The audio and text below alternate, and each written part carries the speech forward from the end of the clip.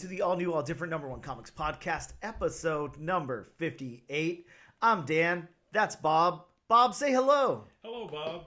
We are a weekly comic book podcast where each and every episode we cover a brand new first issue comic book, break down the story and art, give it somewhat a review, and let you know if we think that you should move on to issue number 2 or not. We also talk a little bit of comic book and related news, as well as what's new in comic book shops this and next week. Bob, this week, tell them what book we're going to be taking a deep dive into. From Dynamite Comics, we are covering Elvira meets HP Don't Call Me Howard Philip Lovecraft. Bob, we are covering an Elvira book, a Elvira meets somebody book. I think that's the first. This is the first Elvira I've ever read. So likewise, this is uncharted territory. Yes, likewise. I would say that while we have covered some Dynamite books, we did Thundercats. We did what's it called? The duck one, Darkwing Duck. Sorry, I completely lost the name. One. Yeah, the duck book. You kind of had a 50-50 shot there. Darkwing, yeah, exactly. Daffy.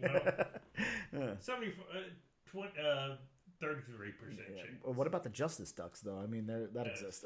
But yeah, we're doing something that's, while Elvira is not Dynamite's IP or whatever, like they didn't create Elvira. Mm-hmm. Elvira existed before Dynamite, of course. Mm-hmm. It's still like in their stable, their house, of things that they play with. So this is an interesting book for us. It's very different. And then on top of that, it's Elvira, teaming up with HP Love or whatever with HP Lovecraft. Here, we'll save that for the review. But yeah, this is an interesting one. We're going to HP Lovecraft here. It's going to be... I feel like we're going to have a lot to say about this book. out of the 3 choices we had to pick from last week, I was really hoping the wheel landed on this one. And it did. Just because of what it is. Yeah. It's just like Harriet Tubman, Vampire Slayer. Just the title of the book alone sold it for me.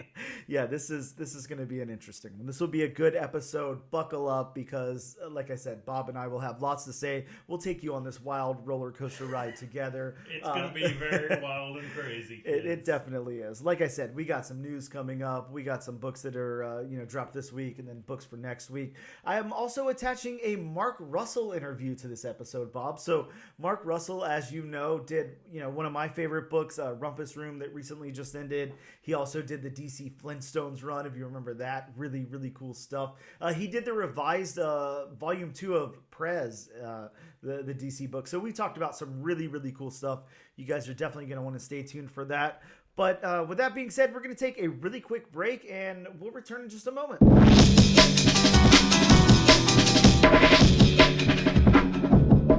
Welcome back to episode number 58 of the all-new, all-different #1 Comics podcast. Bob, it's the news section. It's time to talk about news. We always have this running joke here, especially, lately, that there's no news and there's nothing to talk about. And then we got freaking bombarded last week with more news than we could actually handle on a super-sized episode that hit like the 2-hour mark. Thank you, Super Bowl. Yeah, exactly. So this time, I don't know. Look, there's definitely news. There's some cool stuff to talk about. That is for sure. I definitely have something I want to talk about that's not so much news related, but I just want to put some thoughts out there. But before we get into that, let's go to regular news, and this is something that you told me about first before I read any articles about it or anything. Bob, Ani Press is reviving EC Comics. Yes, after 70 years. This is really kind of cool. I don't know. I'm sure we both have thoughts on it. EC Comics, standing for Entertaining Comics, which I didn't know that. I didn't know that's what the EC stood for. I guess it's kind of like, we know what DC stands for, but it's like, you really just kind of don't care. It's just, synonymous with the letters. So you're like not really thinking like, what does this mean or anything? Yeah. But yeah, Exciting Comics is what that originally stood for. And EC Comics, started in like the 1940s. And it only lasted through the mid-50s before they kind of shut down operations, which is really surprising. if you think about their impact on the comic book industry, yeah. that's, how long they were a publisher. Like maybe as long as, Now Comics or Malibu or something like that, not somebody who had been in the game like really long. Even a publisher like Valiant has been around longer than EC was, which is pretty crazy to think about. So, of course, EC being popular after. Now I can't think of the owner's name, but it was like Max something. But he died in like some bizarre boating accident. Like the guy who ran this publisher, and his son took over. And it was kind of like whenever his son took over, he really took it to like the cutting edge of what was going on at that time. And it was like the end of the 40s. And he started dipping into like crime and horror and all that. And before that, they were like, educational comics, basically. So he took it there, really went into what they were known for, which was the seduction of the innocent. That's what you think about. You think of the seduction of the innocent and all of that, people burning comic books and banning comics and everything. You think of EC with their Tales from the Crypt and stuff like that. Horror themed comic covers and bondage covers. Yes, Haunt of Fear, Vault of Horror, all of that stuff. The even the Two-Fisted Tales and the crime suspense stories and all of that, like dealt with a lot of murder, a lot of like drug use, a lot of stuff that you're not really thinking of in like the late 40s, early 50s for, Americana, but it was definitely out there. So the comic industry really didn't see any of that till the Silver Age started. Yes, precisely. But EC was kind of on the cutting edge here, so I don't know, kind of cool to have them back. It's pretty interesting. I didn't know this news when you first told me about it, but that Oni has picked them up, and they're the ones that are going to be doing EC Comics. And what we mean by that is, throughout the years, people have reprinted EC Comics.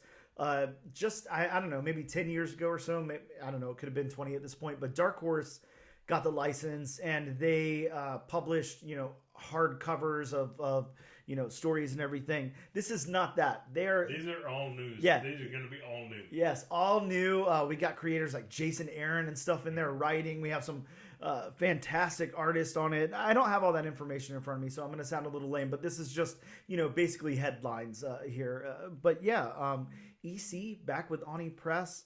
Really, really cool. I don't know, Bob. I'm pretty excited about this. I think this could be really cool. And Oni has a great track record lately also. So, yeah, excited about that. I sent you an article earlier. I don't know if you had a chance to check it out, but we got some, not stills, but some, now I can't think of the other name for what that is, like some promotional pictures from a Batman Beyond animated movie. Which looks really cool, and I think it's a producer of Into the Spider-Verse that's working on this, so I don't know, maybe it's going to be like DC's Into the Spider-Verse is kind of what they're going for or something. I don't know how the story elements line up. I don't know if it's going to try to dip into other universes or if it will be straightforward just Batman Beyond, but they look pretty damn good. So that's cool. That could be something awesome. Batman Beyond animated feature. One of the last things that I want to talk about in news is just a little small thing here, but Joker, the Joker movie starring Joaquin Phoenix, when that movie came out, or sorry, when it was filmed rather, it had a $60 million budget. So $60 million was pumped into that movie. Okay. You have to think, I don't know, whenever you're breaking down budgets, how much of that goes to the stars and how much of it goes to the director and producing the movie. And then you get, promotional fees. Yeah, exactly. Yeah, there's a lot going into a movie. So 60 million with a big time actor like Joaquin Phoenix seems pretty low to me. I don't know when this was made public. It seems like it was just made public now, but Warner Brothers is pumping 200 million into Joker 2. So $140 million increase over the first movie. So pretty big increase there. I would think, obviously they're paying Joaquin like an inflated salary on this. Well, I mean, they're paying Joaquin, but also Lady Gaga. Yeah, and that's the other thing I was going to now get into. She's going to command something. Even though the last film did have Robert De Niro in it, who I'm sure he doesn't get paid pittance. Yeah, I'm sure. $140 million increase. So, like you said, Lady Gaga's got a, she's getting a nice paycheck out of this, and we know Joaquin Phoenix will, and I'm sure the director's, getting a nice amount too. I don't know. Did you see Joker? Like, have you watched that movie? I have not. Okay. I have not. I can say this, and I'll get more into movie stuff in a minute, but it's definitely, I don't want to use terms that will alienate people or make people, feel a certain way or anything, but like, I don't know, dude. It's definitely like edgelord vibes. It's that kind of movie where you just imagine, somebody trying to relate themselves way too much to, and relate their actions way too much to and everything. So I wasn't into it. It seemed it was cringy to me, to speak in modern terms. So here's a question to try to compare it to something else. Yep. So we all know that the most grounded version of Batman is the Christian Bale Batman. Sure. Yeah.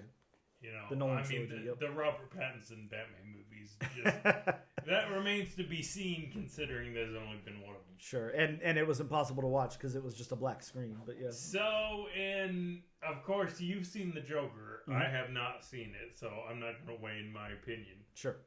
Do you think this version of the Joker, Joaquin Phoenix's version of the Joker, would fit in Heath Ledger's Joker side? Do you think Joaquin Phoenix's version would fit in to the Nolan-verse Batman lore?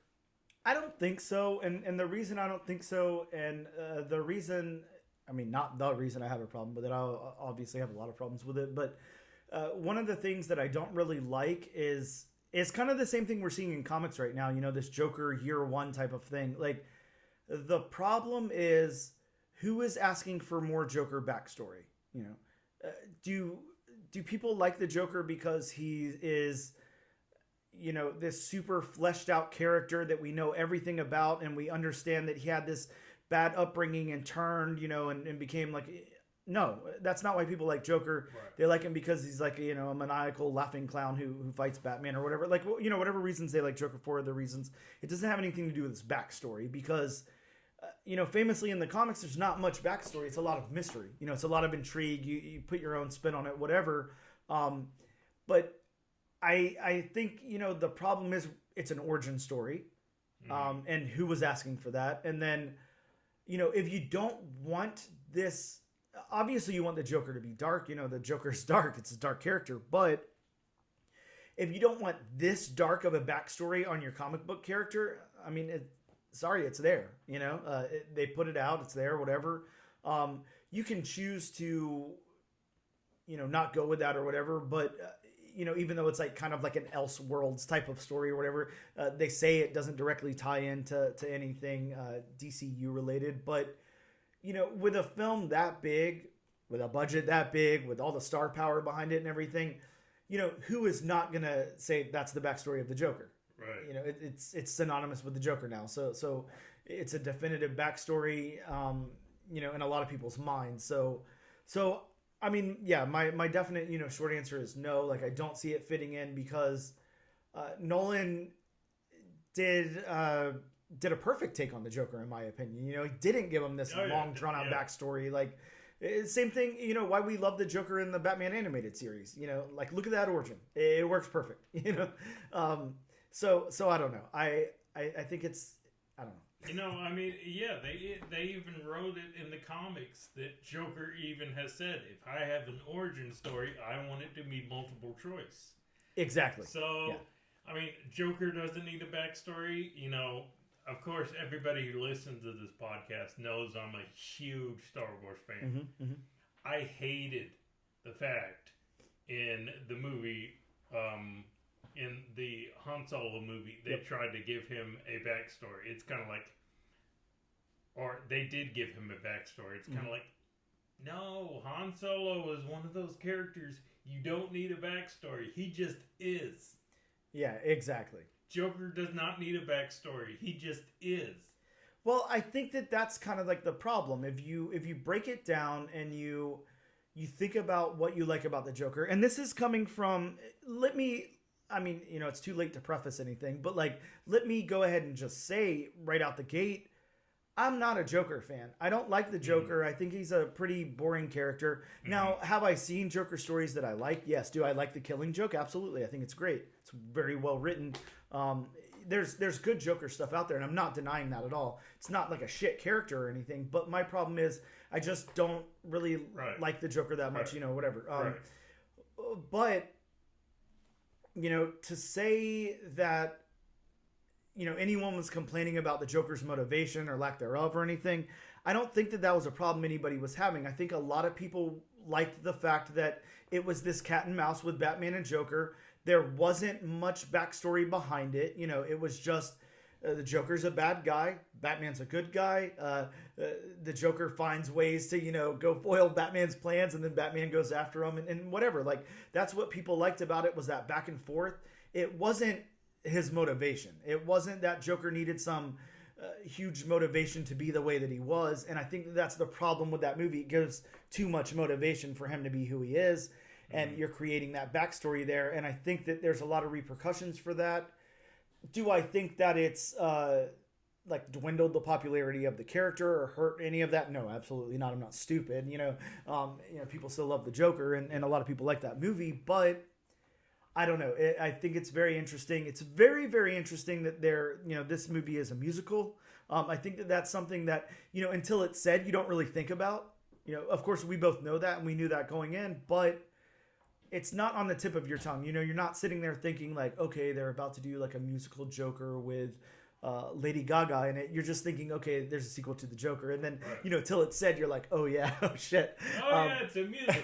Why am I seeing this? So I think that's, I would say that's probably like the strongest thing, going for it, that, they're thinking about. I keep saying they because I can't think of the director's name, so excuse me for that. But like, it's being thought of in a different way, in a different like creative way and everything, and that's interesting.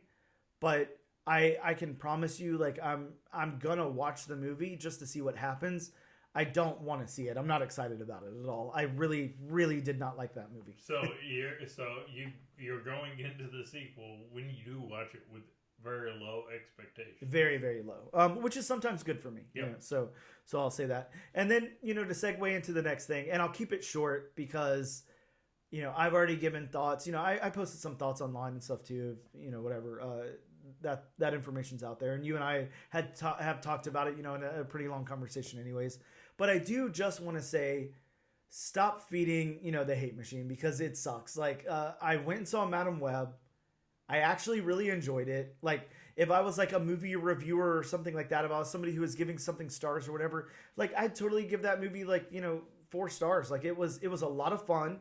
It made me feel like I was watching Daredevil or Elektra or something like that. Like, it was a fun movie. There was nothing wrong with it. For everything, that everybody's having a problem with, I feel like it's such a huge contradiction because it takes chances. And whether you feel like it, lands all of those or not, like, is your opinion, and that's fine. But, art always should be taking chances. You should always take a chance. If you're just doing some formulaic, like, bullshit, the same way that somebody else did it before you, then what's the point? Mm-hmm. So yeah, take some chances. And there's problems with the movie. There, I've talked to you about this. Now I cannot think of the actor's name. Dakota? No, that's the lead. What's the guy's name? I know. I can't think of him at all. Ezekiel is the character. Yeah. So the guy that plays him.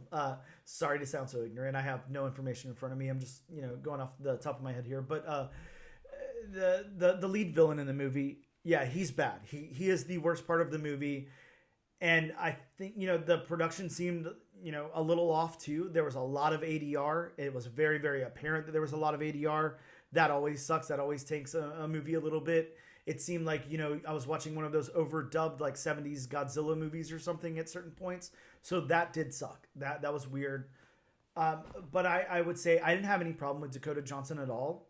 A lot of people were saying she's wooden, she's really stiff, blah, blah, blah, all of this. Like, it seemed like a stylistic choice, or a character to me. Like, she seemed very detached from having personal relationships in the movie. And then she built these personal relationships with the 3 girls. So I don't see any problem with that whatsoever. And one of the things that I will say, that I really want to point out here, getting down to it, is a lot of people are picking out certain things that Dakota Johnson has said, like in her press tour for this, and they're picking out headlines and they're running with headlines to make it seem worse than it is. Yes, Dakota Johnson said she's not going to see the movie. She went to the red, carpet premiere and then left to go have dinner instead of watching the movie. I get it. That sounds shitty. Absolutely. But they leave out the fact that Dakota Johnson does that for every single one of her movies. She doesn't like to watch movies with herself in them because it gives her a weird existential crisis to see herself playing someone else on film. Dude, right. So what you're going to do then instead as a journalist is pick that out and say, oh, she doesn't have faith in this movie and isn't going to watch it. So people have been dragging this down since before it came out, and they wanted this to be a bad movie. So it is not the best movie I've ever seen. It is not the best comic book movie I've ever seen. I had a lot of fun watching it. I definitely would watch it again. It is not a bad movie. And like, if you're just going to be one of those people that looks at a headline, on a Reddit article or whatever, without digging into it whatsoever, then like, shame on you. Go see the movie and form an opinion yourself. That's all I can say. That's all I'm going to say. And, that would be like, me writing articles or whatever, saying the Batman was the worst movie I've ever seen. I didn't see it. I tried to watch it. I couldn't make it through it because I personally didn't like it. Can I say it's a bad movie? Absolutely not. Maybe if I sat there and watched the entire thing, I would absolutely love it. I'm not going to say it's a bad movie. It didn't keep my interest enough to sit down and watch it. So if I did the same thing for Madam Web, I could not, in good faith sit here and say it's a bad movie and it's the worst thing ever and it shouldn't have been made because I don't know. Right. And the actor's name who plays Ezekiel Sims in the movie, if I'm pronouncing this right, is Tahar Rahim. I'm sure you are pronouncing it right. That does sound correct, Tahar Rahim. Okay, great. Yeah, I mean, I could have done without him. That's all I'm going to say. Right. His character was needed, of course. Yeah, absolutely. Yep. I think that it should have went to someone else. I just found out today, though, he is like he's an overseas actor. I think he's Iranian or something like that. I think he plays in movies from his home country, and it's got to be hard to cross over into this, especially with all the problems this has with ADR and stuff. So maybe it's not 100% him. I don't know. He just seemed so out of place in the movie to me. He did not belong at all. All the women in the movie, fantastic. They did a really, really good job. I thought it was really good. Anyways, I'm going to get off the soapbox for that. Just wanted to get that out there because I'm so tired of all the bad press for it. It's so insane. Like, I just don't get it. It's crazy to me that now, in the year 2024, like, people don't even give things a shot anymore. And they run with like, oh God, this is the worst movie ever. Exactly. And then you go, oh, okay, it's the worst movie ever. So you watched it? Oh no, I'm not going to watch it. Right. So how the hell do you know it's the worst movie ever? Guess what? I watched Beau is Afraid from Ari Aster. It sucked. It was horrible. But I can state that opinion because I watched the movie. If I went off of what everyone was saying about it, then it was a great film. But I can't because I watched it myself and it was horrible. So, well, I mean, yeah, and I'm just gonna say this just to go off of what she said. If everybody went off the reviews, nobody would have seen Star Wars. Exactly. And you're completely right. I just sat here saying I'm a huge Star Wars fan. So what happened with those reviews? They were wrong. Yeah, exactly. I mean, you have to think, you can't just go with that mob mentality on everything. It's so shitty. Right. It's a crappy way to be. So I don't know. I mean, I'm not going to fix this problem, but I just don't want to contribute to it. I thought The Marvels was a fun movie. Exactly. It was a lot of fun. Wow. Um, that being said, we're going to take a quick break and we'll return in just a moment.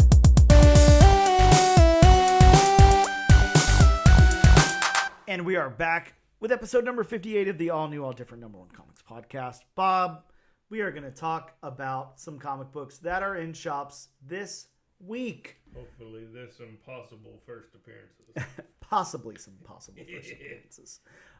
From Marvel Comics, we got Alien, Black, White, and Blood, issue number 1. So Aliens getting the black, white, and red or blood or whatever treatment. I like how they do that. Like sometimes it's red, most of the time it's blood. I don't know. Whatever. We also got another volume of Edge of Spider-Verse. So Edge of Spider-Verse issue number 1. This has the first appearance of Weapon 8, an alternate reality version of Spider-Man. Bob, this one got a 1 per store, or actually how it's being classified is a 1 to 3 per store. So I guess depending on how much they order from Penguin determines how many copies they got. So they could get 3 of them? I guess so. I got my 1 copy, so, whatever. We also got Incredible Hulk issue number 9. This one's got a first appearance, not a possible, but a first appearance of Frozen Charlotte, a serial killer. We got Predator number 1, a new volume of Predator. Bob, written by Ed Brisson, who was just on the podcast talking about The Displaced. This one has the first appearance of a super predator. We got Spider-Boy issue number 4, and Bob, I know you love this. We talked about this at our local comic book shop this morning. This one has the first appearance of Boy Spider. So, I mean, is that like an alternate universe version of Spider-Boy? Because, I mean, basically all they did there was, flip the name. So, yeah, I mean, flip the words does around. Marvel have a negative universe like DC does? Maybe. I don't know. I haven't read the issue yet, so I'm not exactly sure what's going on with Boy Spider. But look, I'll give it this. Spider-Boy has actually been fun. It really has. Yeah, so really I a lot of it, it's like, it sounds silly, and then you read the book and it's fun, so whatever. And I mean, it does have that, it does that theme very well. Yes. The whole, young superhero sure trying is, to yeah. balance, real world life and trying to balance superhero life. Yeah, While at completely the same agree. time, of course, young kids, teenagers, they're going to get starstruck. Absolutely. Yeah, it's a fun book. I really highly suggest everybody read that. We got issue number 2 of Ultimate Spider-Man, so the next installment here in the Ultimate Spider-Man universe. I'm excited to see where this goes. That first issue was a lot of fun. It was crazy. It flipped some things absolutely on its head, so hopefully this issue keeps up with that. I haven't read it yet. The only book I read was the one that we're covering so far, but I did flip through it a little bit. I didn't flip through to the end, but I just kind of wanted to see the first 4 or 5 pages. So it looks great. From IDW, we got Teenage Mutant Ninja Turtles source book. So this is issue number 1 in a 4-part series, and it's like a $7.99 cover price. They're very, very big. It's like more than a double-sized issue.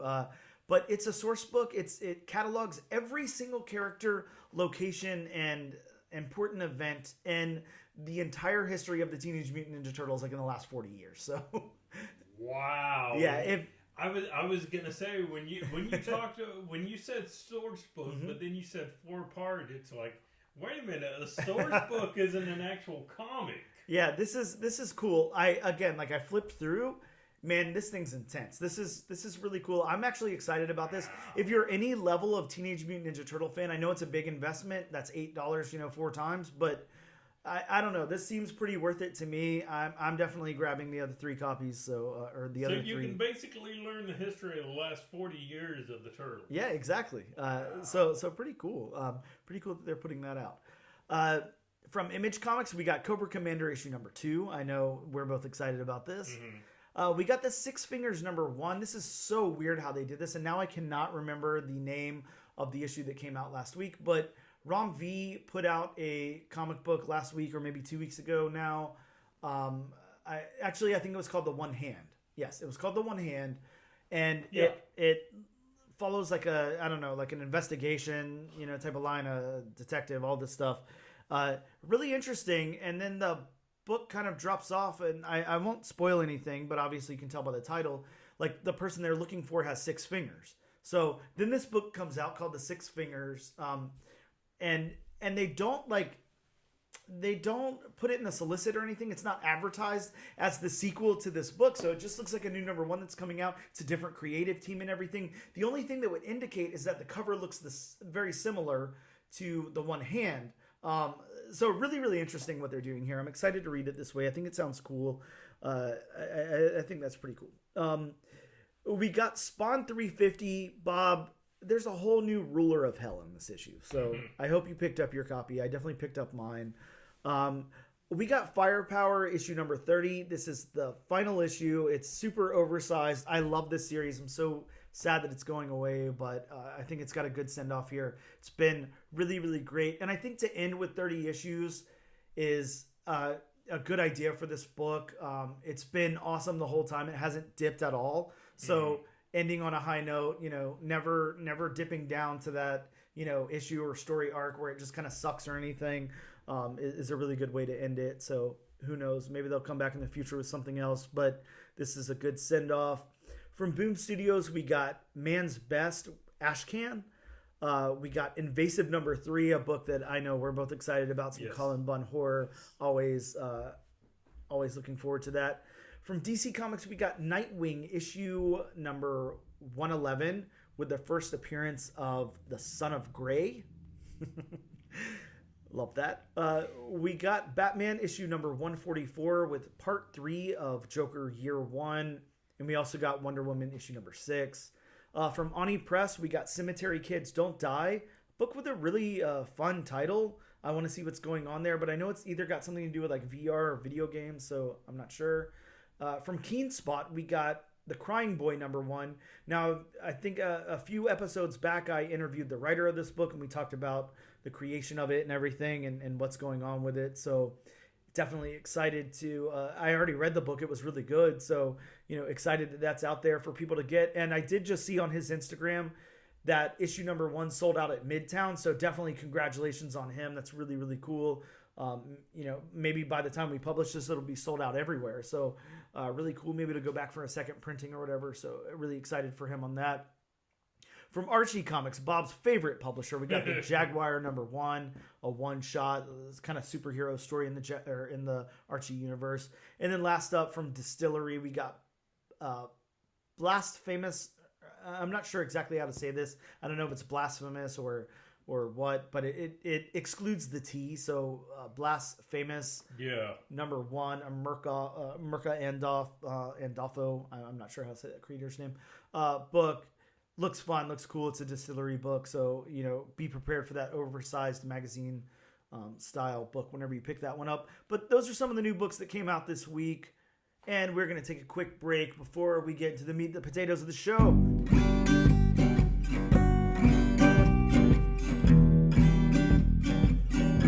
And we are back with episode number 58 of the all new, all different #1 comics podcast.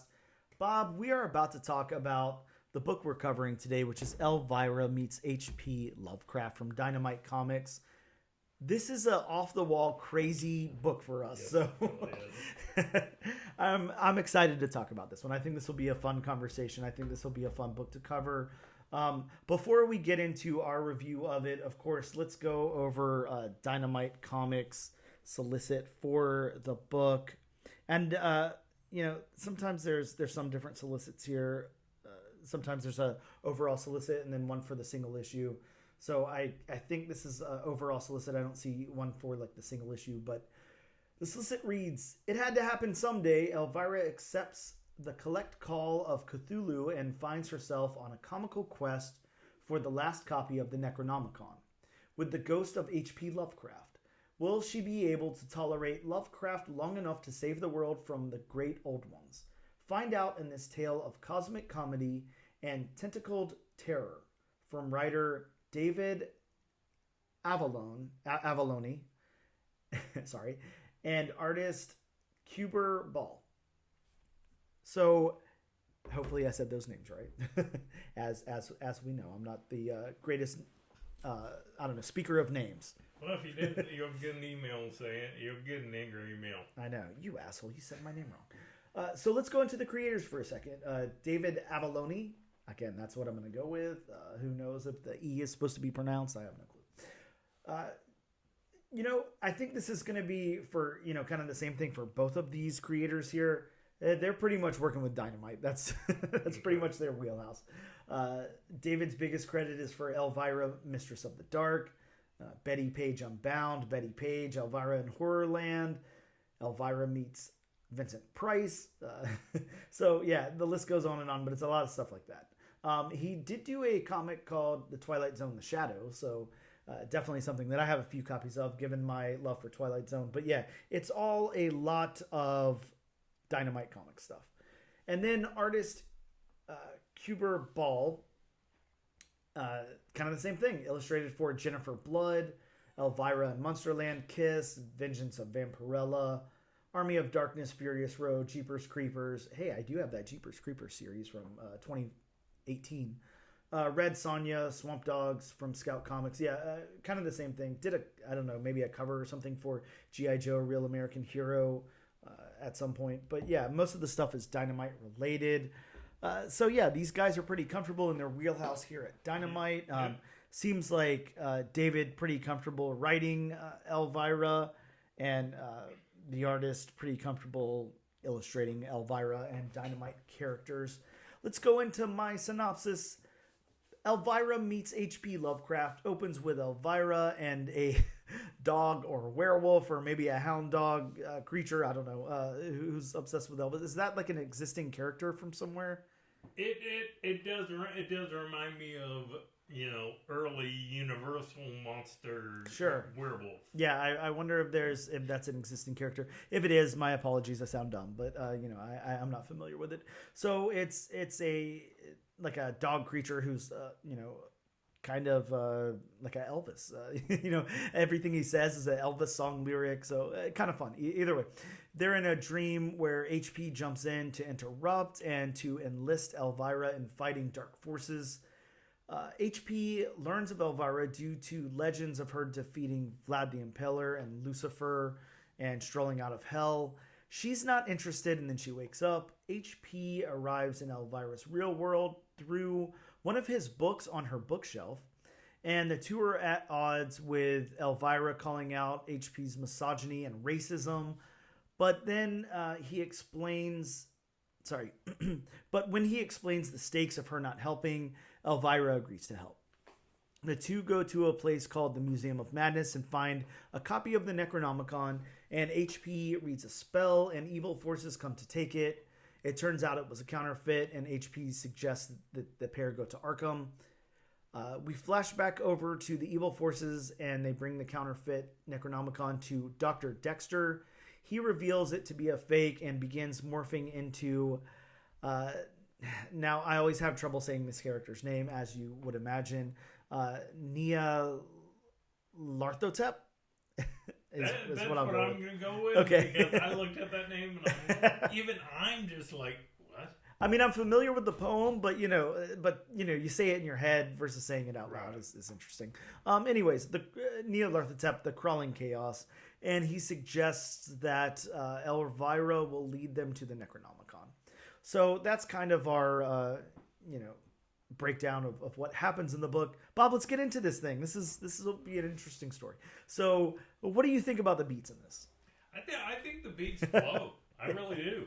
I mean, they just start out with a dream. Mm-hmm. She's having a dream, and I think that's supposed to be just a nod to Elvis's song "Ain't Nothing But a Hound Dog." Yep. Mm-hmm. That's why the dog Elvis. But I mean, yeah, she's just having the dream, and all of a sudden it's interrupted, and he recruits her, and she says no, and he keeps hounding her, no pun intended, hounding her, and she agrees, and then they set out looking for the Necronomicon. Yeah, I'm with you. It's actually very straightforward, and I think one of the things that I like the most about it is, yes, HP comes through in a dream and then, you know, she wakes up and then he comes through in one of his books and everything. Now, in somebody else's hands, that might be more convoluted. You know, they might be like, we got to find a way to bring him into the real world and everything. That might be a little too confusing. Exactly. I love that it's just kind of glossed over. And it's like, just accept the fact that, you know, the ghost of HP Lovecraft is coming to stop these things. Right. And he's coming through in one of his books. Like, we don't spend any time on explaining it. Elvira doesn't break the fourth wall by, you know, saying anything about her. I guess not the fourth wall, but you know what I mean. She doesn't go into, like, how did you get here or anything. That's not important. He's there. It's HP Lovecraft. Yeah. Who cares? Yeah, it doesn't matter. So I like the way that was done in the book. I think that it was a smart decision. And yeah, I'm with you. It's like, it's fun. It's breezy. It really works the way that, you know, everything happens here. Yeah, it's easier to read. It really is. Yeah, I would definitely say the story beats work very, very well. Right, which going into this book, I did not think it would be that easy. That's what I was going to say too. I was going to say, you know, I wasn't expecting easy breezy kind of fun thing. And on top of that, I was scared. You know as well as I do, we talk about this. When I first open a book and I see as much dialogue as I saw on the page here, I was a little hesitant. I was like, shit, we're just going to get a lot of exposition, a lot of HP Lovecraftisms, which I'm fine with, but, you know, not in a comic. Like, it just kind of takes me out. Right. And right. You thought it would slow down the beats. I really did. Honestly, it didn't. Yeah, it's there in the front half, and it works because it's introducing H.P. Lovecraft into the story. And then after that, like, you know, you're just like, that's the way the guy talks, whatever. And I mean, honestly, it's just a fun book. It is. All the beats are fun. Yeah, it actually just moves along. Like, it's it's nice. It's actually pretty refreshing. Not what I expected from a Dynamite comic. It is. After, you know, the fact that, you know, I read mainly, you know, superhero comic books and superhero team ups, it's kind of refreshing to read a book like this. Yeah, completely agreed. Completely agreed. How about the dialogue? I'm gonna I think we both have things to say about the dialogue. I want to say this up front. I think that it's good and a smart move that it's, you know, the misogyny and the racism is addressed like front street, you know, like Elvira is just like, I don't want anything to do with you. You're a racist asshole, you know.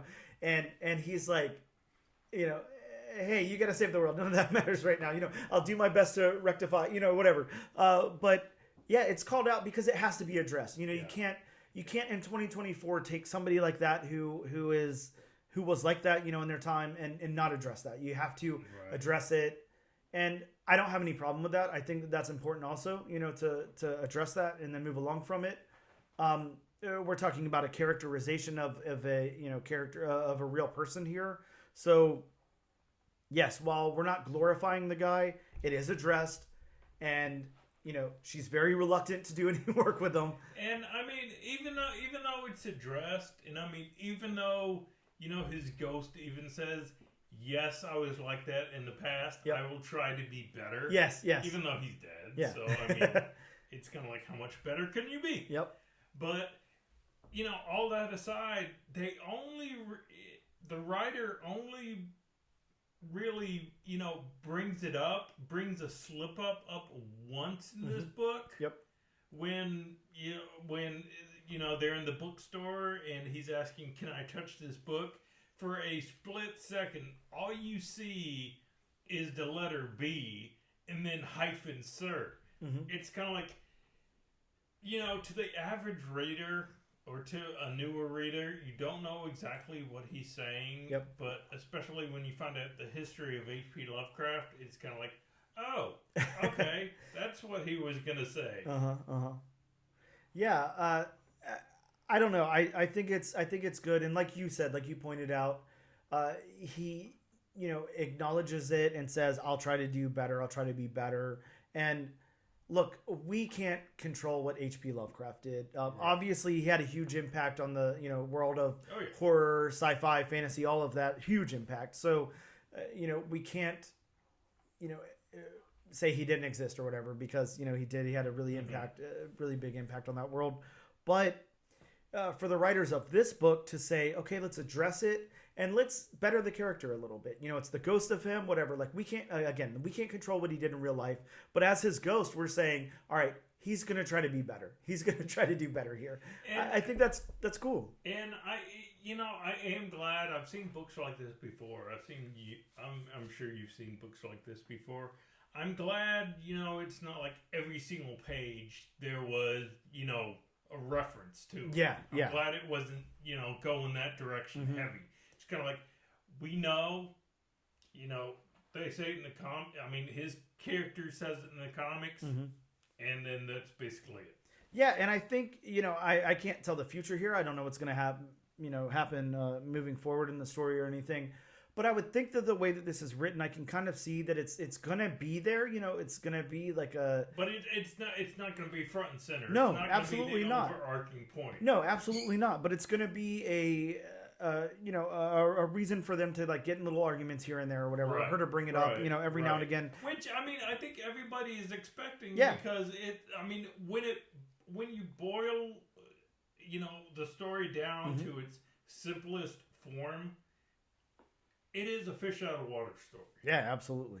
But I'm with you. This is fun. The dialogue's fun. We go into some deep, time period appropriate, dialogue from HP Lovecraft. It's cool to see these two like interact, and Elvira talk the way that she talks and talk the way that he talks and everything. The dialogue works here, and then all the side characters too. Well, and I will say that I will say this. I don't know. I know about HP Lovecraft. I know what he's done. Yep.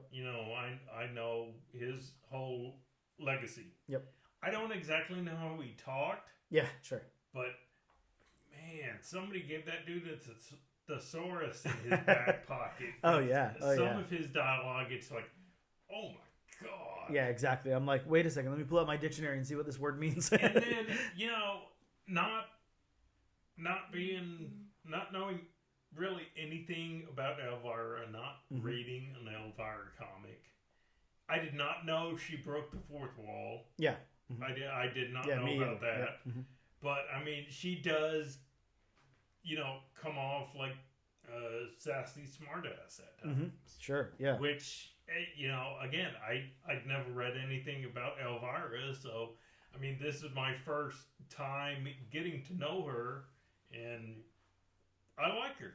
I do, too. I like the fact that in that little bit of dialogue there, she talks about, I can't remember if it's in the dream or after the dream, but she talks about just kind of wanting to be like, in a tight dress and not saving the world or whatever. Like, yeah, that was in the dream. Yeah, it's funny, Some of the dialogue's funny here.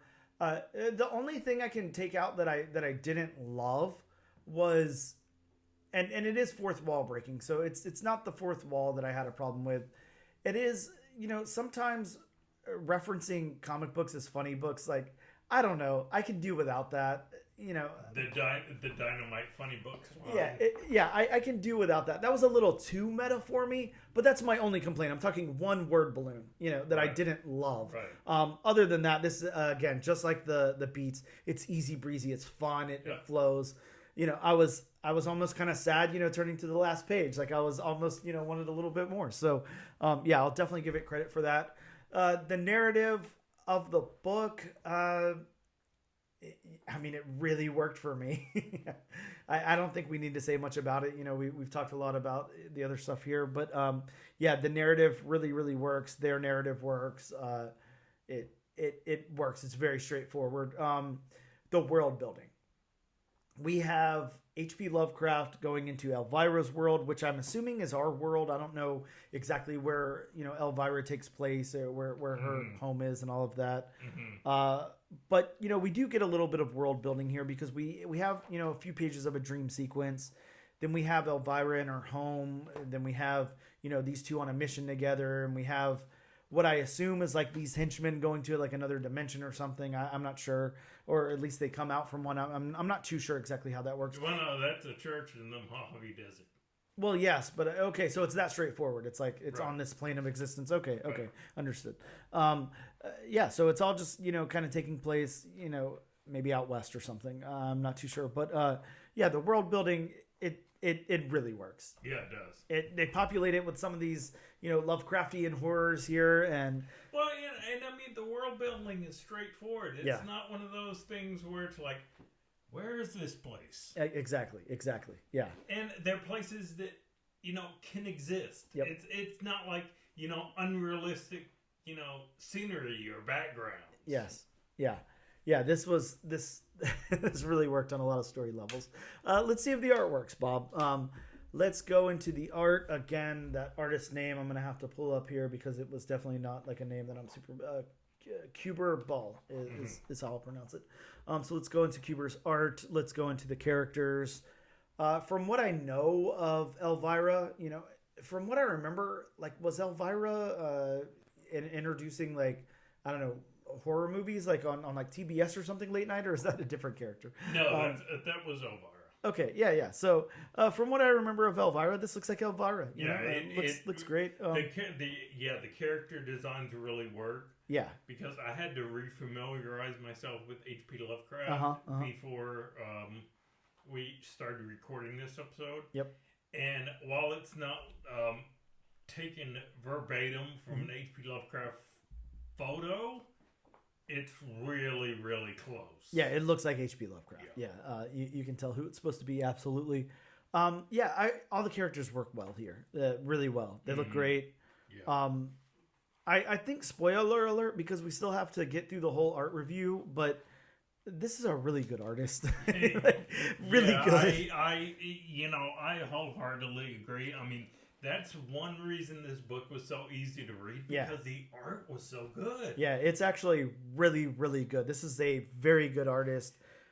Really well crafted. And I mean, everything.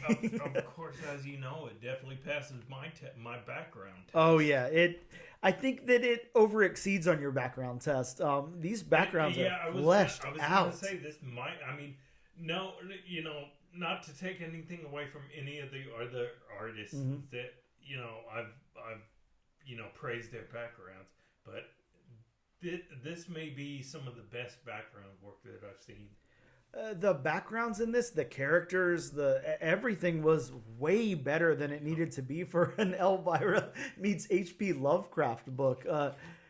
I'm honestly, I think that, opening the book and seeing that first page of art, I was like, wow, this is stunning art. It's very, very good, and it's not what I expected.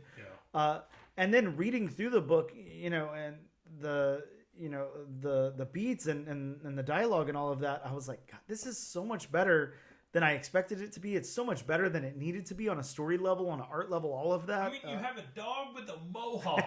Yeah, and some pink hair. Yeah, absolutely. That's a great looking dog, by the way. Yeah. Yeah. I don't know, man. I hate to say it, but it's really firing on all cylinders.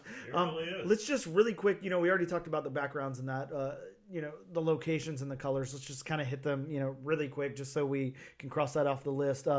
Locations, perfect. They look great. I'm transported to different locations. I feel like I am. It's so realistic, but so stylized at the same time. Like it's very, very good. The colors pop hard, and this has an individual colorist, and that is Walter. Bob, do you want to help me out with that last name there? Walter Pereira. Okay, Pereira. We'll go with that. Super, super good. The colors work really well with the art here. Because I mean, and not to cut you off, sure. But, about the colors, one thing I really like. I mean, considering who this book is about, HP Lovecraft, one of the, best sci-fi writers of all time. Sure. Very innovative. Elvira, Mistress of the Dark. I'm sorry if I right. I think said that Mistress of Darkness wrong. Or something. Yeah, sure. But these colors could have gone in that direction. Oh yeah.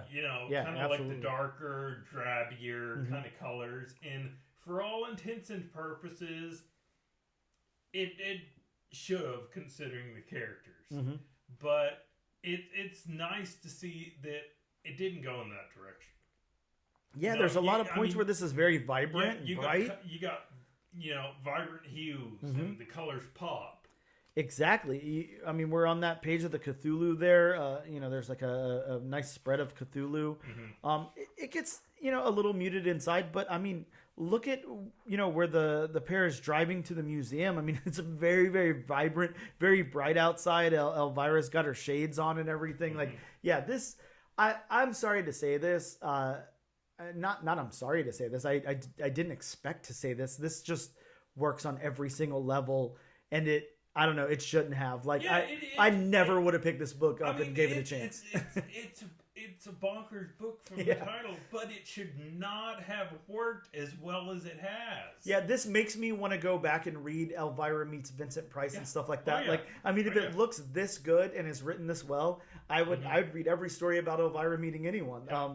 I'm so surprised with this, and I don't know if it's because I had such low expectations that I'm just intrigued because it worked, or I think that it just really, really is written that well and done that well that it's just a good book. So yeah, I can confidently say it's not just because of my low expectations. This actually is really good. Of course, we're going to ask our, thesis question of the podcast when we move on to issue number 2. Bob, I'm excited to move on to issue number 2. And this was definitely not going to be a pull book for me. Let me say this. If not for the podcast, I absolutely would have passed this by. I wouldn't have picked up issue number 1. So thank you, wheelofnames.com, for, introducing me to such a good creative team and such a fun book. Like, a lot of times we pick up comics and they're informative and they're impactful and all of that, or they're just a, thing that we read or whatever. It's just fun. Yeah, very rarely can you just say, like, I just had a really great time reading this comic. I'd probably read the same issue again. I read it 2 times for my review. I kind of want to read it a 3rd time just to have some more fun with it and catch some things I missed. I mean, of course, as when we did the year-end episode, we have our favorites, like Monsters Lie, all that. Yep. But, I mean, of course, you have your horror-themed and all that kind of stuff. Mm-hmm. I gotta say, this book to me really doesn't have a theme. Yeah. It's just a fun book. It is, It's just fun. It really is a lot of fun. Wow, I never thought that we'd say that about this book. So especially on a character we knew about. Yep. We never have. I mean, I can say with all honesty, I have never, ever read anything Elvira. I mean, I know of the show. I know of her show. Yep. I never even watched her show. Yeah, I can confidently say that you and I both would have never considered, having anything to do with this. And, I mean, of the 3 books we, got to possibly could have, read. Mm-hmm. I mean, I was looking forward to this just because it's HP Lovecraft. Yep. But even I have to say, I went into this book with low expectations. I really did. Oh, yeah. And just cracking open this book from the dream sequence alone, it's like, oh man, this is going to be good. Yeah, it really is. I strongly suggest, you guys check this out and add it to your pull list because it's actually really good. All I can say, in wrapping up, our review of this is the strongest of Bob, I can't think of the word, accolades, whatever, to the creative team here. David Avalone, Hubert Ball. I don't know. I mean, if they're able to pump this out, I would love to see what they're able to do with something that, like, I really cared about from the get-go, or something. Like, throw these guys on, like, a Planet of the Apes book or something. Give them, I don't know, maybe I get lucky and Dynamite gets the Jurassic Park license and they do a Jurassic Park book or something. Like, I would love to see these guys on something that I really, really cared about. Because to be able to take something that, is just something that I have heard of before and from page 1 make me really invested is, I don't know, really impressive. So yeah, that's our review of Elvira meets HP Lovecraft #1. Absolutely check it out, you guys. It is very worth your time. We're going to take a quick break. Then you guys are going to hear an amazing Mark Russell interview, and we'll be back in just a moment.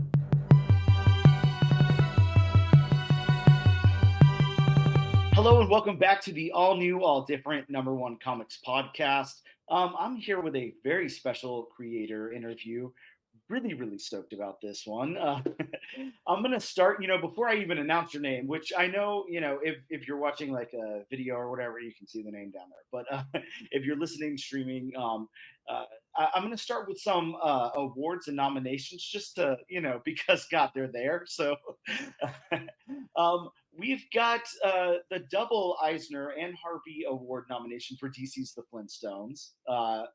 You've also got the GLAAD Award winning book for Exit Stage Left, The Snagglepuss Chronicles. The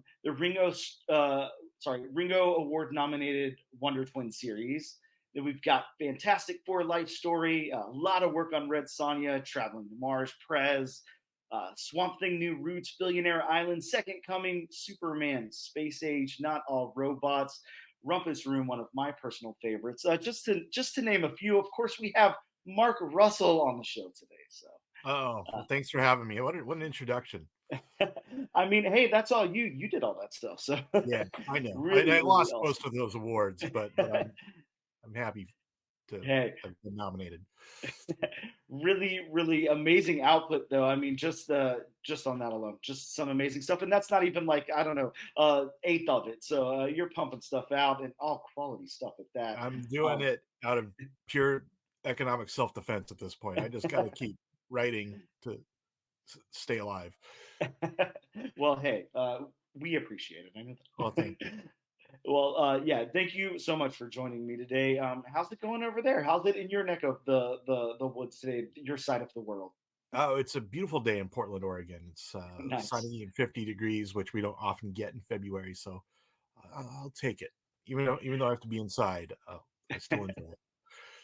Awesome. We're actually the opposite today. Like you're like, isn't it supposed to like be raining over there all the time or something? I don't know. But like over here over here in Florida, it's like storming right now. But whatever.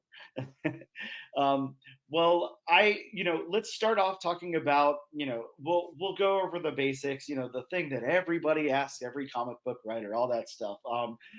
Looks like you kind of got your start in comics, at least professionally, around 2015, somewhere like that. And the first credited work I'm really seeing is like the second volume or reboot of Prez, the DC book. That's right. That was the first comic book I ever wrote was Prez, which they thought would be cute to redo Prez in the run up to the 2016 election. But they didn't have a lot of people who would write something that that was funny or satirical in their regular bullpen of writers at DC. So they thought a little bit outside the box, and they approached me and asked me if I'd be interested in writing a comic for them, which I'd never really thought about writing comics before. I'd never really considered it a possibility. But when you get a call from DC Comics asking you if you want to write a comic book, it's a little hard to say no. It was just sort of a golden opportunity. And I found once I started doing it that I actually liked it better than writing prose, that my mind actually works more visually. It works more like a comic book than like a novel. So I've never really left. And Prez is like an interesting start. It's such a cool series that, original volume from, I can't remember the year off the top of my head, but I want to say it was early 70s, I think, something like that. Yeah, it was like 73 and 74. Right? Yeah, something like that. Yeah, or yeah, exactly. But, and it's a really good book. It's really fun, but it's like a little obscure for a DC book. And you wouldn't think... was mine. But yours is, I can't think of a single person that doesn't love your run on Prez. Like, it's a lot of fun. It's a good book. And, to think that was your introduction to writing comic books, that's how, all of our comic book readers here, like introduction to you as a comic book writer, really outstanding, really cool. I mean, it seems like you had been in the game for a while at that point. Yeah, well, I think I lucked out in the sense that writing comics felt kind of natural to me because felt like I'm more of a visual thinker. So putting it into comic book panels didn't feel that alien to me. I of course I'm a lot different as a comic book writer now. I feel like I've grown a lot as a comic book writer, and a lot of the things I did in Prez, I look at now and I sort of cringe, like how many panels I tried to cram into a page, and how many words I tried to cram into a panel. But really, I think that was my boot camp where I sort of learned the trade, and and also was sort of my epiphany that, like, oh, this is really the kind of writing that that's most natural to me. Yeah, one of the things that I love to ask, writers, especially since you have like a pretty clear memory of, what you were doing at the time, writing press and all of that, is your communication with the artist on that work, especially since it was, you're breaking into comics at this point, and you had, done other sorts of writing before this, but not comic book writing. What was your communication like with the artist? Were you kind of like jam packing in those notes, like, all right, I want a wide shot on this, and the character should be doing this, and blah blah blah. Like, did you give the artist a lot of freedom in the book? Like, how did you guys work together on that project? A little of all of that. I actually communicated quite a bit with Ben Caldwell, the artist, because it was my first comic book. I didn't really know what I was doing, and he doesn't typically do interior arts. He's more of a commission and cover artist. So and it was the only title, first and only comic book I'd ever worked on. So so I think I probably emailed him a lot and talked to him a lot about what I was imagining, more than I do so now that I'm working on, like, 4 titles a month, and I have to be more economical with my communications to artists. I really didn't, it was one because I was nervous that I was doing it wrong, which I probably was, and also because it was the only a title I had on my plate. I think I probably communicated with him more than probably any artist I have worked with since. And the notes I put in the panel descriptions were usually kind of spare, which was good for him because he brings a lot of his own imagination and a lot of his own creativity to the art. So he's able to fill in with a lot of details. But also, I think it helped to have a lot of the communication that didn't go into the individual panel notes. It was more sort of about the idea of what the characters should be like, or what the look and tonality of the series is going to be.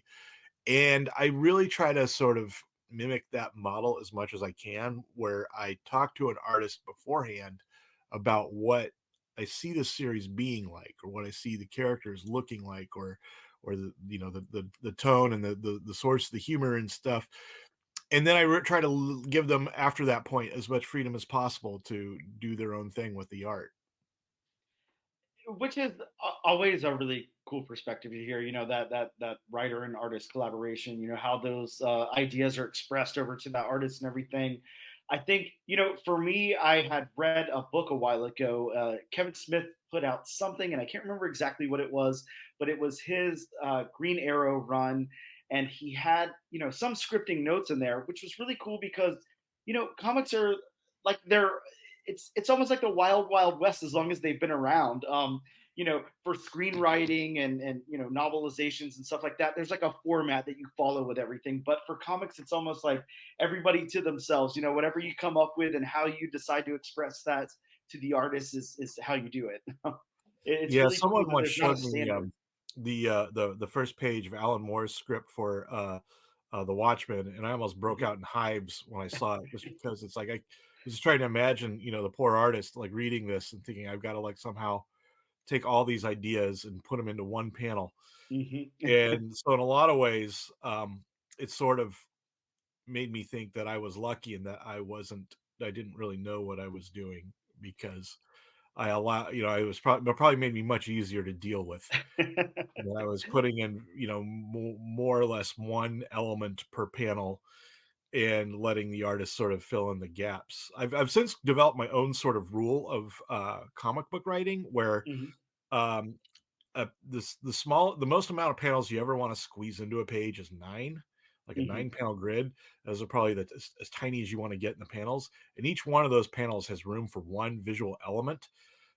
So I try to like have no more than 9 visual elements per page.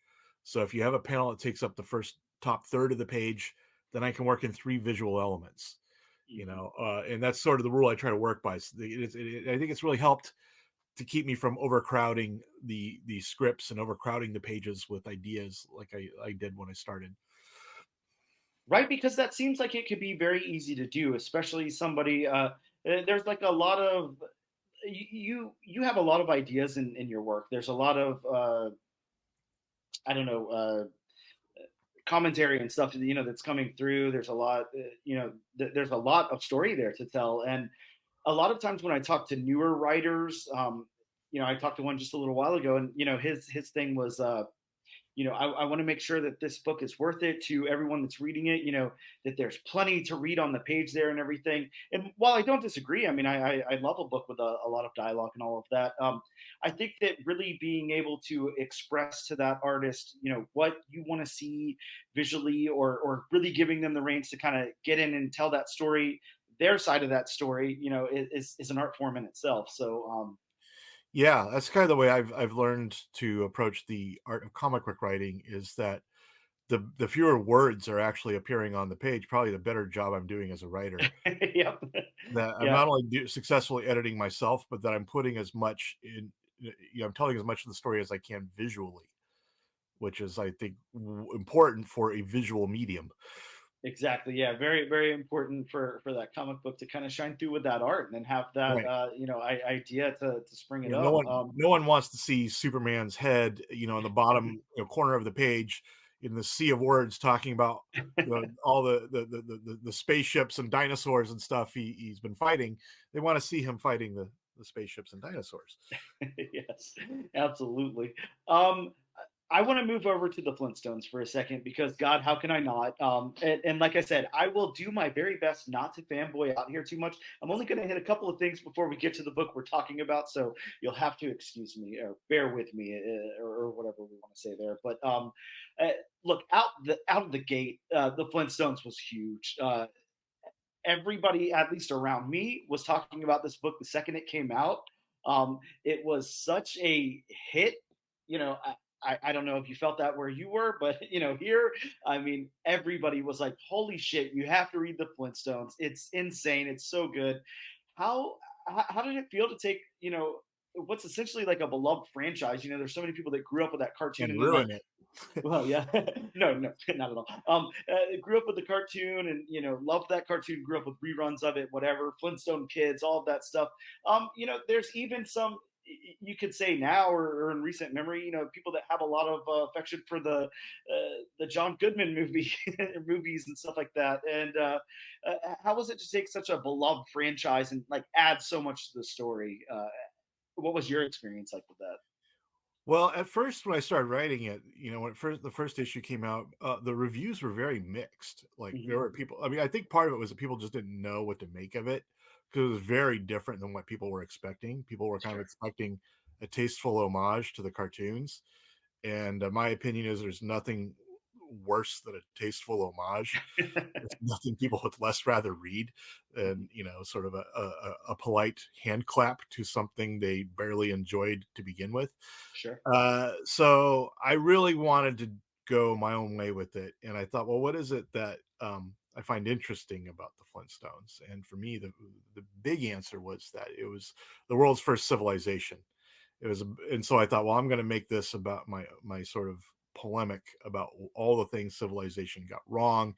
And I thought I would spend each issue talking about one thing I see as like sort of a cardinal sin or a foundational error of civilization. And that was kind of the secret sauce of my take on the Flintstones. And yeah, eventually, you know, people did come around, and most of the feedback I got was overwhelmingly positive. But it wasn't like that at first. So like the first couple issues, I was thinking, well, this is the last comic book they'll ever let me write. And but I thought, well, if that's the case, then I'm just gonna, you know, go down saying what it is I have to say, which, you know, is, I think, was ultimately the secret to its success, is that people just Mhm. wanted to read something that wasn't some writer trying to be too cool for school, or try to like, well, these people will read anything. I'll just regurgitate some crap I read 15 years ago. I think they wanted to read something that was really somebody talking about their honest to God opinions about what the world and what's, where we went wrong. And I've tried to make that sort of my guiding light going forward, that whatever I'm writing, it's about sort of the most important thing to me. It's about what I really think about the world, put into a fictional template, put into a metaphor of some kind. I think that's what makes your work so impressive to me and makes it, so personal to me as well. And obviously a lot of members of, our audience here on the podcast, but, just a lot of people that I encounter in the world of comic books. You have something to say. Now, whether everybody agrees with what you say or whatever is, their own problem or opinion or whatever, but not holding my breath on that one. Yeah. No, but it's important because, like you said, you're not just taking some rehashed idea. You're taking something that, whether or not it's important to you or not, you make it important to you by involving yourself in it and saying what you need to say and getting your opinion out there on that. And by using something like the Flintstones as that platform to say stuff like that, I just think is genius. And I did, before that, I don't see anybody else doing stuff like that in comics with things like that. So, I mean, it's just pretty groundbreaking. Well, thanks. I think, again, it's probably a symptom of the fact that I didn't know what I was doing. And it worked out so well. I thought, well, I'll just do what seems right to me. Mm-hmm. Yeah, definitely worked out in your favor, at least from this guy. So, yeah, really, really good stuff. I love it a lot. Look, again, this is probably my last chance to fanboy out here, so I'll do it, and then we'll get to the book. But Rumpus Room, I have to talk about Rumpus Room for a second.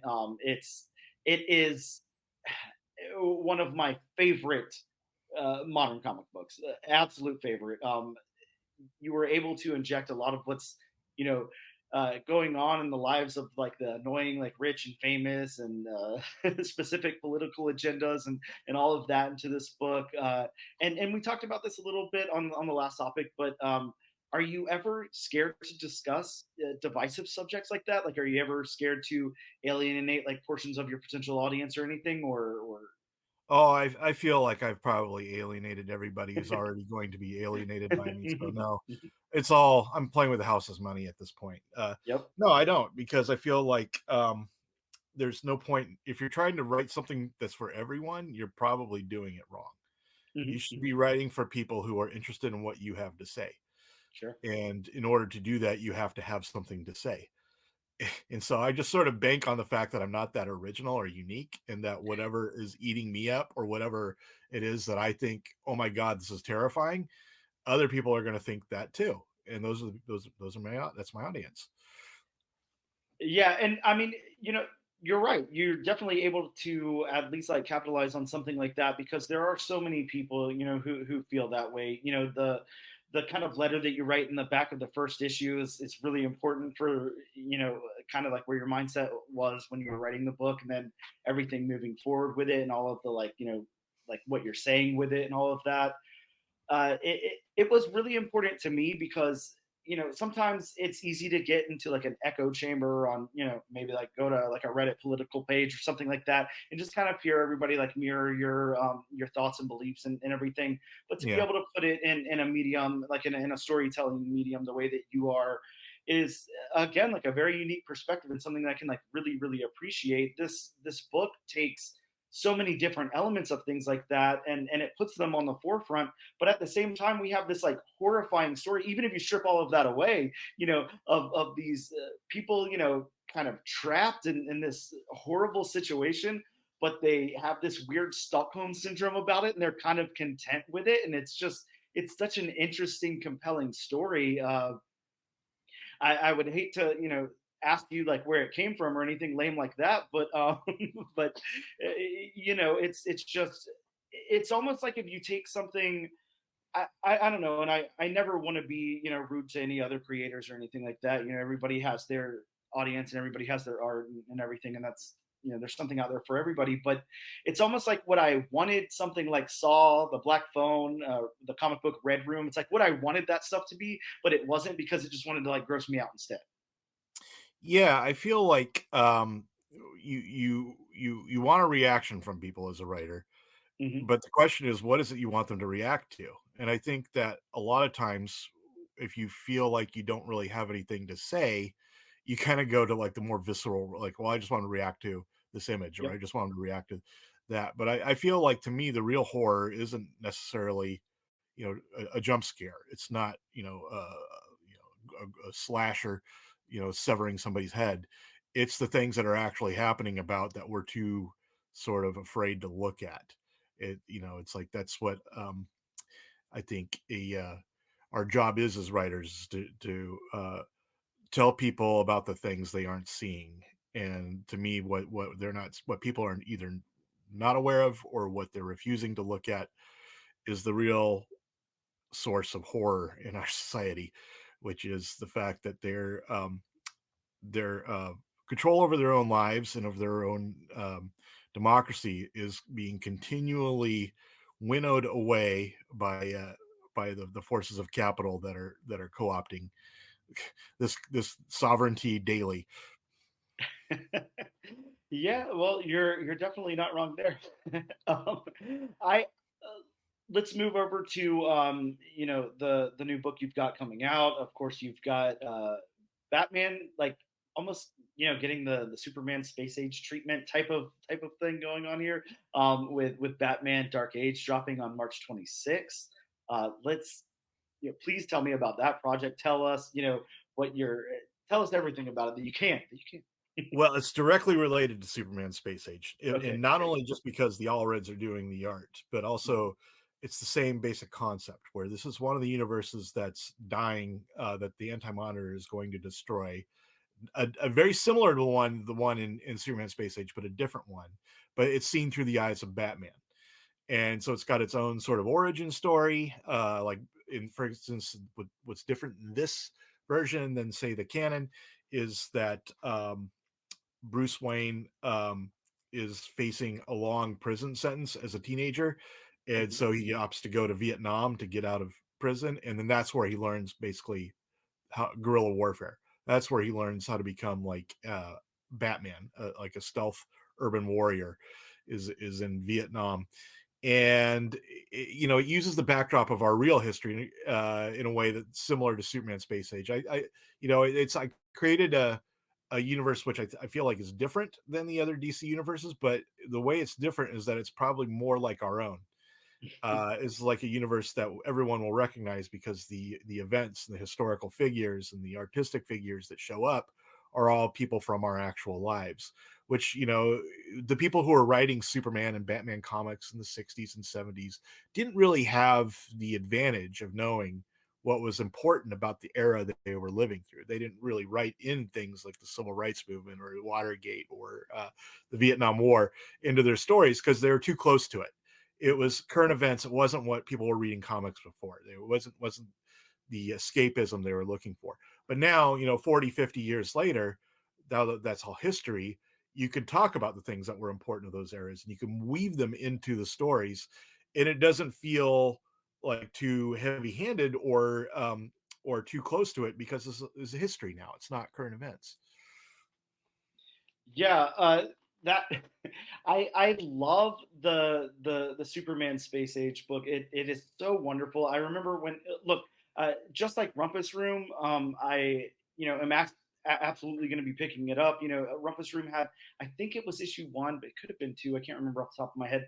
But one of them had a Mike Allred B cover, that I was just like, okay, holy shit, Mike Allred, my absolute favorite artist of all time. Madman is my favorite book of all time. I love Mike Allred. I'm Oh, a I love huge fanboy. Madman. Yeah, amazing Yeah, stuff. to me in the 90s, when I was reading comics, that's what comics were. I mean, I Yeah. wasn't reading, Superman or, Mhm. Fantastic Four or whatever. I was reading like Madman and, Flaming Carrot and Too Much Coffee Man. I was reading the indie comics. And that Yep. was always in my mind. This is what comics are, like 8 Ball and stuff.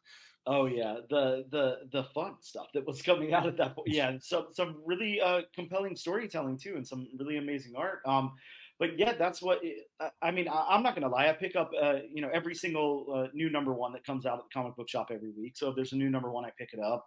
I try my best to read every single new #1, but like I said, I was picking that up anyway. It had Mike Allred cover art, and then your name was attached to it, and that's a given there as well. So that's what got me into the book.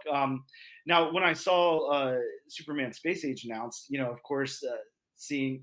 Uh, Mike Allred doing this thick Superman book and your writing on it was definitely a selling point for me. How did you have like free reign to team back up with Mike? Sorry, Mike and Laura. Not to discredit Laura at all, but the Allreds there. Well, Was that I wouldn't say free free reign for you? reign, but yeah, I felt like we had a really strong pitch for a Batman story, a Batman follow-up to the Superman one. I wasn't sure that it was going to get greenlit, Uh but huh. it did, and we're probably, hopefully, fingers crossed, going to do more. We're hopefully at least going to do a Wonder Woman Oh, follow-up to please. Batman. Yeah, that's amazing. I'm really excited about the Batman one. I have to say, Batman is one of those characters for me. I know Batman, is usually a favorite for most people. Batman for me is I love Batman stories when they're very compelling. Whenever they have something very unique to say. Your typical Batman story, I typically shy away from. It's not my thing. I'd rather read, Spider Man or Wonder Woman or something like that. Uh, but those kinds of Batman stories, the Batman story that you're going to be telling that is something that I just absolutely cannot wait to read. I'm so excited about it. We're at what stages in planning, were you at with this Batman book whenever this Superman book came out, whenever Superman Space Age came out? Was this like a thought that you already had, or did it come after the fact? It was a thought. I mean, I definitely had plans to do a Batman one, hopes to do a Batman one, but I didn't really have the actual story fleshed out until after Superman Space Age was completely done. And then I wrote this really long, uh, and one might say tedious pitch to send to DC. But it really did break down, I think, the entirety of the story. And it probably was too much information. Uh, Probably was more than they were hoping for. I think it told them that no, I was serious about this. And I wasn't just trying to, get write checks that I couldn't cash, that this is like a project that I was passionate about. And Mike and Laura were totally on board with it too. And so when the sales figures for Superman Space Age came out and weren't disastrous, in fact, were pretty good, I can imagine. then they approved it. But yeah, I think that this is something I've wanted to do for a long time, and to be able to do it with the Allreds is an immense privilege, because yeah, Mike and Laura are both like figures in the industry I've always admired, and yeah, I love his art, and so I was really to be able to do this at all was an enormous privilege. But to be able to do it with Mike Allred was just mind blowing to me. Yeah, and one of the points that I want to say about the Superman Space Age, is it's interesting because you could take that like in a million different directions. It's already going to be well written. You were on it. You had a very fleshed out story to tell, and I no one was worried about the writing on that.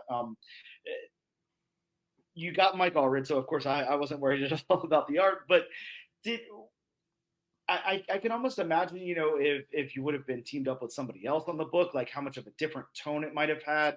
Of course, Mike Allred, like very famous for having that like throwback, like pop art kind of thing, element in his art going on. And then of course, Laura bringing that up to a whole nother level there with her colors and everything.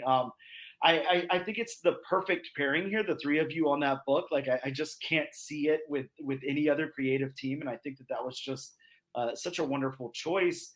I don't know if I already asked you this. I'm sorry if I did, but how did that come about? Did you advocate for Mike? Did you guys like kind of talk together before this idea came out, or did you kind of put pen to paper and you're like, I think Mike would be good for this? How did all that happen?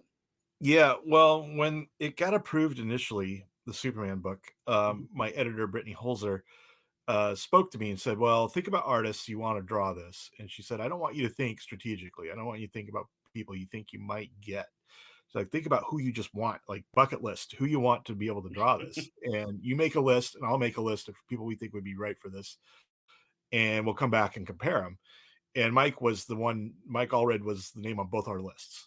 So we thought, well, this is cool. clearly, who we want. So let's start with him, and then we'll work our way down after he tells us no. And the fact that he like picked up the phone and said yes, it was like it was rare for me, a rare occurrence in this industry where you actually get your first choice artist. You get the first person right off the bat. I mean, there are certain artists who I work with a lot, but usually when I work with them, we have them sort of lined up before the project is even approved. This is the first time where it's like, well, a project's approved now, we got to find an artist, and it working just backwards. sort of all fell into place. So it was really felt fateful to me, and even more so to learn, because I had no idea that Mike Allred lived in Eugene, Oregon, which is where I grew up. Oh wow! And just a 2-hour drive from where I live now in Portland. So I actually had the chance to go down, and this was during COVID. But I was able to go down and he stay in one of his Airbnb properties and like hang out with him for about a week. Wow. Under sort of lockdown conditions, granted, but still we like hung out for like days, just sort of walking around town and talking about different places around town meant to us, and talking about the project and stuff. And I wish I could do that with every artist. Because it was just so nice, because you not only got to talk about, get on the same page about the book, but I got to know him as a person. And I think of both Mike and Laura as really good friends now. And it really makes it it's a different experience to work with people you personally care about. Yeah, which is really cool. It almost gives me that kind of feel of, like when a band rents out like a cabin or studio somewhere for like a month to work on their album together and stuff like that. Right. You're invoking images of that in my head, which is really Right. It cool. felt very much like, my early days in writing, when I would, go to writers retreats and stuff. And, we'd rent a house on the beach, and just like this writing group would just sort of hunker down and, read each other's work for like, days on end, because we had created this sort of intentional boredom and there's nothing else to do. It reminded me very much of that, where it's like we were sort of locked in a cabin together, which is really a wonderful artistic experience for anyone who hasn't experienced it. Really a way to kind of workshop those ideas and talk to somebody about getting those out on paper. Yeah, that's amazing. I can't lie to you. The whole when Bob and I started this podcast, Bob is my co-host. He doesn't do the interviews with me, but we do the reviews and everything together. That was our excuse me.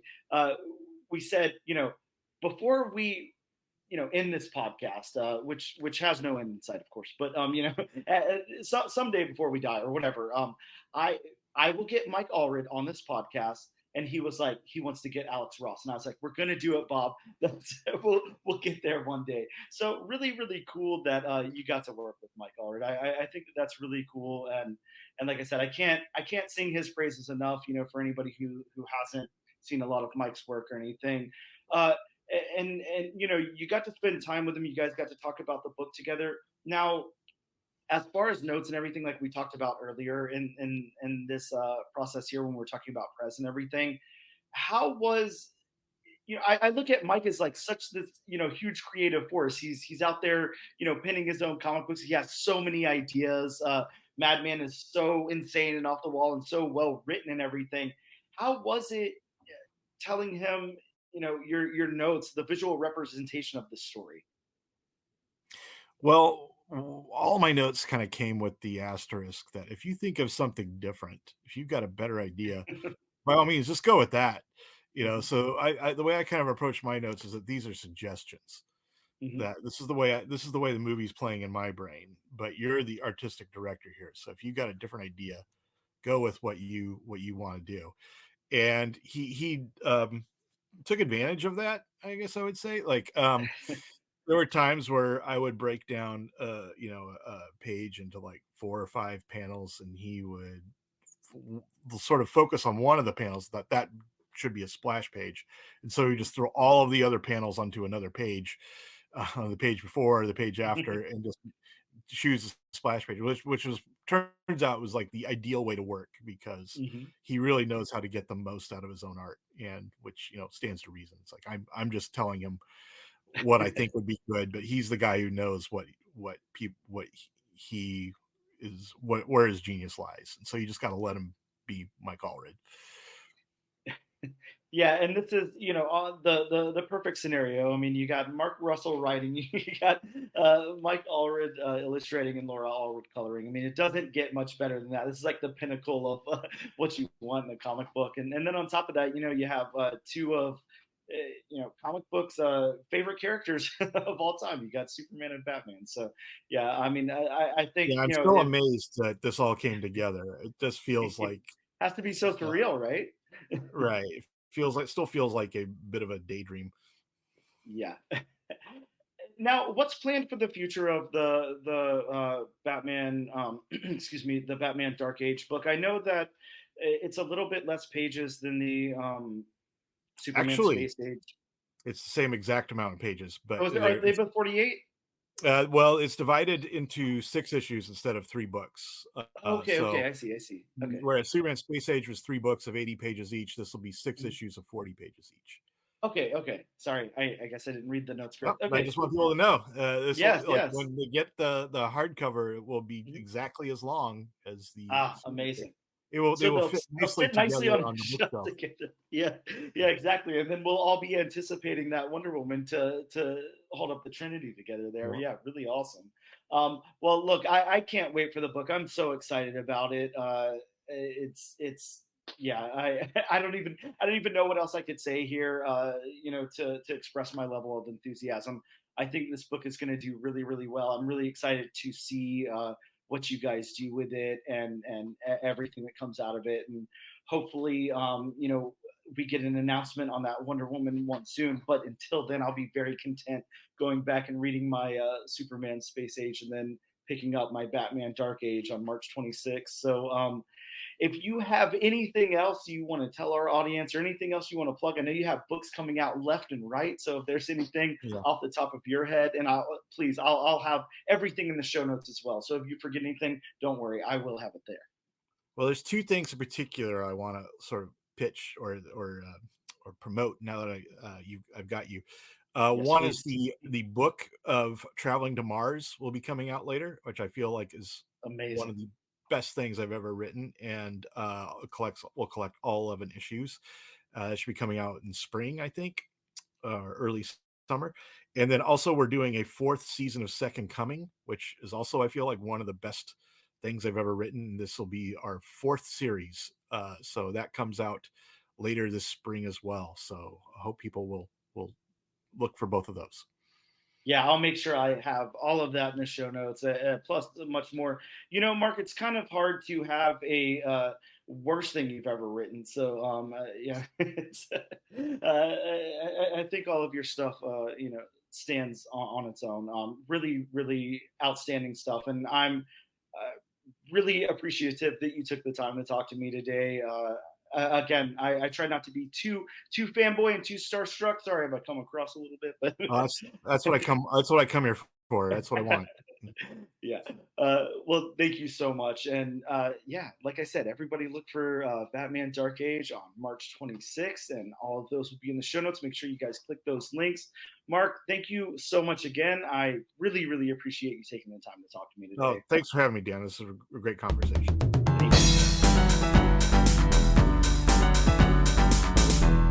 And we are back with episode number 58 of the all-new, all-different #1 Comics podcast.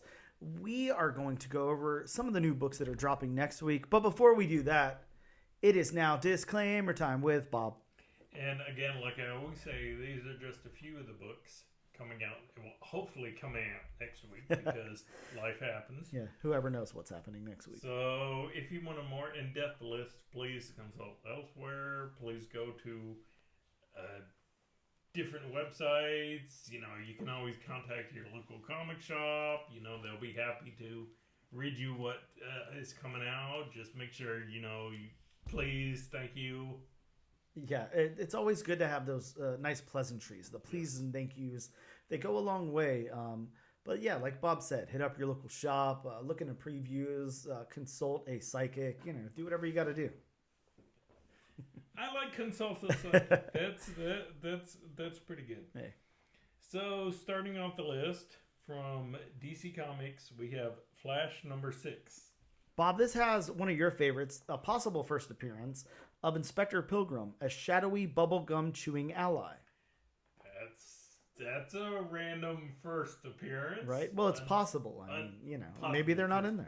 An ally that chews gum. Hey. Going to Marvel, we have one of mine and Dan's personal favorites, Punisher number 4. Yeah, man. God, that first Punisher was so good. This one has the first team appearance of Jigsaw, a terror organization.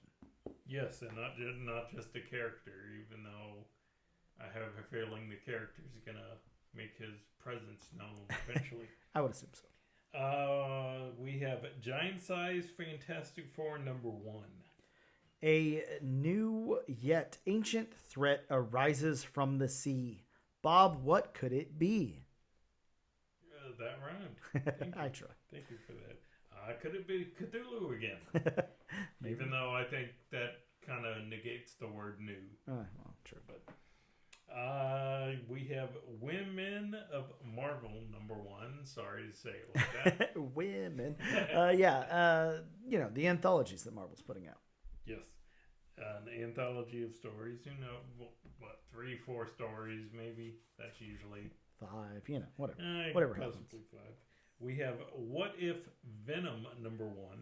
That's right. This is it. Now look, it says it's a one-shot here on the Key Collectors app. It is not a one-shot. I actually spoke to Jeremy Holt.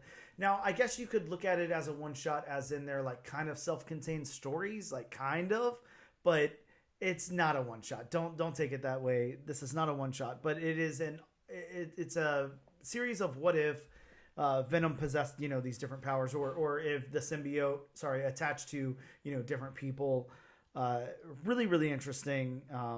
I'm really excited about this. So it's kind of along the same lines of the Miguel O'Hara 2099. Yes, exactly. We just had. Yeah. Where they're one shots, but they're connected. Yes. Mm-hmm. Okay. And finally, from Marvel, we have Spider-Punk number 1. God, Cody Ziegler, please come on the show. But yes, Spider-Punk number 1. This is a volume 2 of Spider-Punk. It's titled Arms Race. It's a 4-issue limited series. I love Spider-Punk and I love Cody Ziegler. So Cody, get on the show and talk to us about this book. We could really use you. Those are some of the books that are coming out according to Key Collector, but also there's a few extra books that I want to talk about. So we also have Duke number 3, a book that I know Bob and I are both excited about. Yes. And like I said, we got that Cobra Commander issue number 2 today. So more in the Inner John universe that I didn't know that I needed, but God, I do. We got World Tree issue number 8. So the second story arc in World Tree, in the middle of here. Grimm got a pen and ink adaptation, so that's coming out. We also got an Avatar book, Avatar Frontiers of Pandora. And yes, 1. I just yawned. Yeah, well, exactly. We've got a new volume of The Savage Sword of Conan with issue number 1 from Titan Comics. Bob, everyone's favorite comic book writer, Comic Tom 101, has issue number 2 of his Crashdown series coming out. Speaking of yawn. Exactly. Speaking of a book I'll never read. We got Harriet Tubman Demon Slayer issue number 6. Speaking of a book that I will read, I'm very excited about. And then from Band of Bards, we got Working Class Wizards issue number 1. But as you guys know, it's that time in the show where we go over to the lovely, not sponsored by yet, wheelofnames.com. Fingers crossed. And we spin our wheel. Usually we put 4 books on the wheel. This week we only put 2 because there's not a lot out. Yeah, it's beginning of the year, I mean, it's still, pretty light as far as comic book creators. I mean, if you look at the total number of comics coming out, I mean, they're usually, and they have been under 300. Yeah. Oh yeah. It's been light, which I can appreciate because I don't want to spend $400 at the comic book shop. So hey, I'll take it. But yeah, we're gonna spin our wheel now from wheelofnames.com. We've got What If Venom #1 on the wheel, as well as Savage Sword of Conan. Bob, I'm hitting the button. We're gonna see where it lands. Very exciting. This paints our whole week. It tells our whole future. Bob, looks like we are covering Jeremy Holt's What If Venom #1. Bob, I'm very excited about this book. Very, very excited. Yep. If you guys have not checked out that interview, go back and check out that episode because Jeremy Holt was super cool. And we talked all about this book and everything that's going to be going on with it, with lots of surprises to come, might I add. So definitely check that out. But thank you guys so much for checking us out. Thank you for joining this crazy, crazy roller coaster of a ride that we called episode #58, where we covered Elvira meets HP Lovecraft. A book that Bob and I didn't know that we needed in our lives, Hi, I'm but Bob. God, we do. There we go. The second appearance of Bob. Thank you guys so much. Make sure you use the hashtag #AllNewAllDifferentNation for a chance to win a copy of this book. And I have the lovely Robert Hack cover in front of me, so you're going to want a copy of that. Thank you guys so much. We will see you next time.